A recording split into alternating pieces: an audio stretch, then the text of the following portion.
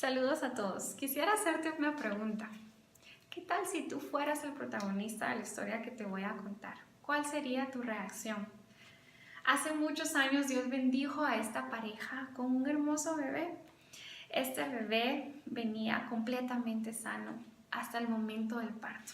En el momento del parto, el médico cometió un grave error, lastimando las extremidades, los huesitos de este bebé, causó una hemorragia cerebral y el resultado de este error fue que el niño quedó paralítico. Quienes tuvieron que sufrir con el error de este médico fueron los padres de este bebé. Por medio de esta historia puedo ver que existen situaciones en nuestras vidas las cuales nos causan mucho dolor y esto hace que nosotros olvidemos lo que Dios nos ha mandado a hacer, como por ejemplo amar sacrificial e incondicionalmente a nuestro prójimo, no importando lo malo que nos hayan hecho o el dolor que nos hayan causado. Juan en una de sus cartas nos recuerda lo que implica amar como Dios nos ama, pero también nos recuerda en cómo debemos amar de la manera correcta. Para eso vamos a estudiar unos versículos en una de las cartas del apóstol Juan, primera de Juan 3, 13 al 18, pero antes de leer me gustaría darte un poco de contexto. En realidad, esta carta fue una de las que Juan escribió y específicamente fue escrita para corregir herejías y afirmar las cualidades de la vida cristiana. En este tiempo, la herejía que surgió fue la herejía del gnosticismo.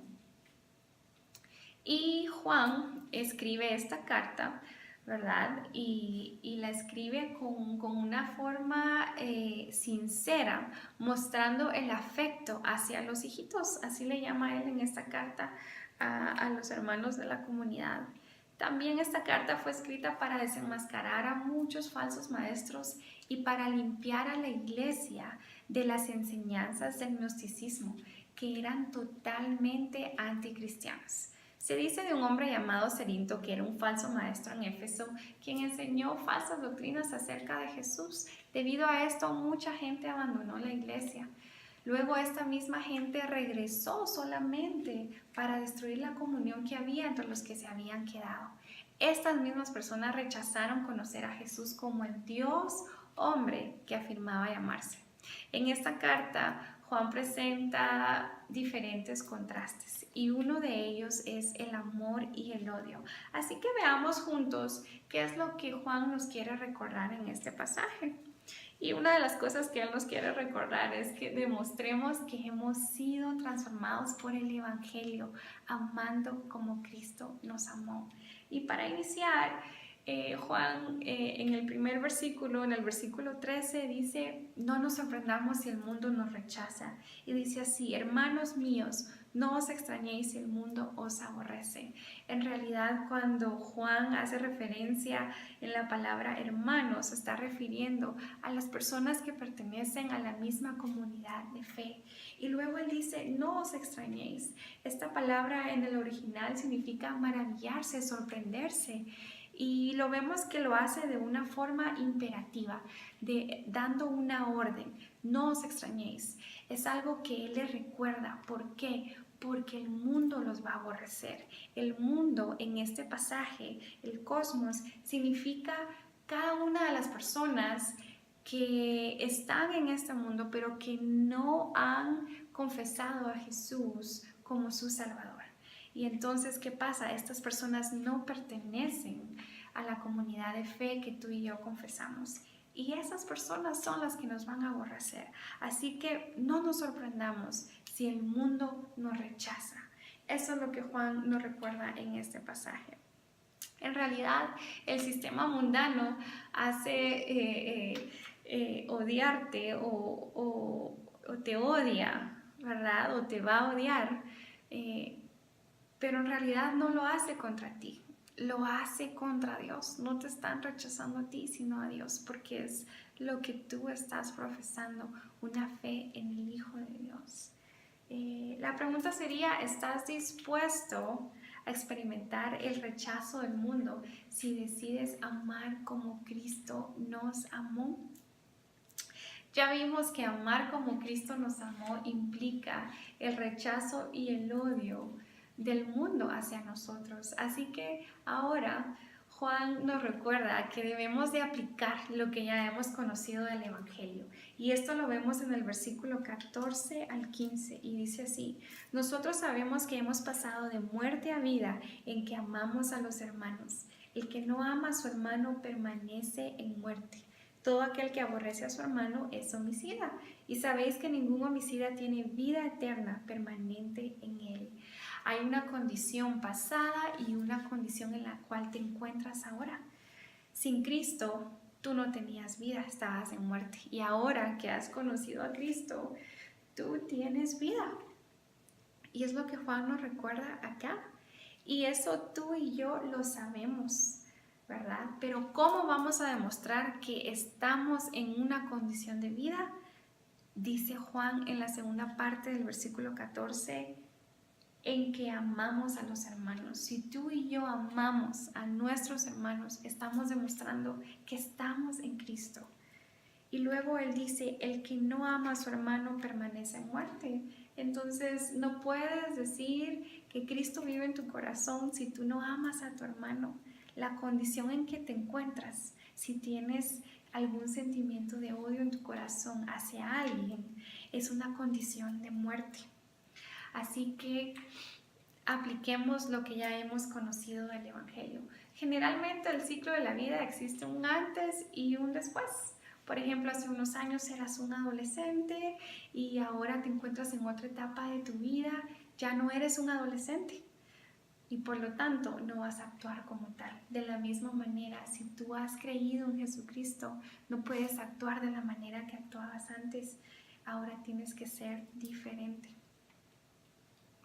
De la misma manera que el amor manifiesta la vida eterna en el sujeto que ama, el odio manifiesta la muerte espiritual en aquel que odia. Así como el odio lleva a la inclinación al homicidio, a quitar la vida, así también el verdadero amor lleva en sí la inclinación al sacrificio, a dar la propia vida si es necesario. Hasta este momento hemos visto que debemos de demostrar que hemos sido transformados por el Evangelio, amando como Cristo nos amó. Por ello, no nos sorprenda si el mundo nos rechaza. Más bien, apliquemos lo que ya hemos conocido del Evangelio, pero también practiquemos el amor de Dios que hemos conocido con nuestro prójimo. Y esto es lo que nos recuerda Juan en los versículos 16 al 18. En esto hemos conocido el amor, en que Él puso su vida por nosotros. También nosotros debemos poner nuestras vidas por los hermanos. Pero el que tiene bienes de este mundo y ve a su hermano tener necesidad y cierra contra él su corazón, ¿cómo mora el amor de Dios en él? Hijitos míos, no amemos de palabra ni de lengua, sino de hecho y en verdad. Tú y yo demostramos que hemos conocido el amor cuando damos nuestra vida por nuestro prójimo. Es lo que Cristo hizo. Tú y yo tenemos que estar dispuestos a amar sacrificial e incondicionalmente de la forma que Cristo lo hizo, dando su vida. En eso se demostrará que tú has conocido, que tú has pasado de muerte a vida. Y luego dice, también nosotros debemos poner nuestras vidas por los hermanos. Esta es una obligación. La palabra debemos trae un cargo moral sobre cada uno de nosotros. Es una responsabilidad que tú y yo tenemos. Y luego dice, pero el que tiene bienes de este mundo y ve a su hermano tener necesidad y cierra contra él su corazón, ¿cómo mora el amor de Dios en él? Tal vez va a haber un momento en que no puedas dar tu vida literalmente por alguien, pero también puedas demostrar el amor compartiendo cada uno de los bienes que posees con las personas que están en necesidad. Y luego dice, si tú no haces eso, entonces ¿cómo mora el amor de Dios en él? No puede morar el amor de Dios en ti. O sea, no puede estar permanentemente el amor de Dios en ti si tú no tratas de compartir lo que Dios te ha dado con las personas que están en necesidad. Y luego Juan termina diciendo, hijitos míos, no amemos de palabra ni de lengua, sino de hecho y en verdad. El amor que tú y yo demostramos no puede ser un amor verbal, tiene que ser un amor sacrificial, un amor que se pueda demostrar con cada una de las actitudes que tú vayas a hacer, con cada una de tus acciones. Tiene que ser un amor que todos puedan ver. Así que, por medio de este mensaje, hemos sido motivados a demostrar que hemos sido transformados por el Evangelio, amando como Cristo nos amó. Y para que todos puedan ver la transformación en tu vida que el Evangelio ha causado, no te sorprendas si el mundo te rechaza. Aplica lo que ya has conocido del Evangelio y practica el amor de Dios que has conocido con tu prójimo. ¿Te acuerdas de la historia de esta madre que tuvo que vivir con las consecuencias del error de un médico? Déjame contarte el final. La madurez espiritual de esta madre y de esta familia y los recursos de Dios fueron todo lo que pudieron aportar, y esto les ayudó a ellos a poder sobrevivir y a poder vencer todo el daño que este médico les había causado. Su actitud demostró que era una madre y una familia emocionalmente madura, cuya vida estaba centrada en el Evangelio. Tal vez una actitud totalmente a la que una persona sin Dios hubiese tenido. Entonces, después de haber estudiado este pasaje, ¿qué actitud tomarías si fueras el protagonista de la historia? Tal vez te preguntes, ¿cómo puedo demostrar que he sido transformado por el Evangelio y amar de tal forma que todos los vean? Bueno, da de lo que tienes con los que no tienen. Por ejemplo, tú que estás aquí en el internado, puedes compartir de lo que tienes con aquellos que en este momento lo necesitan.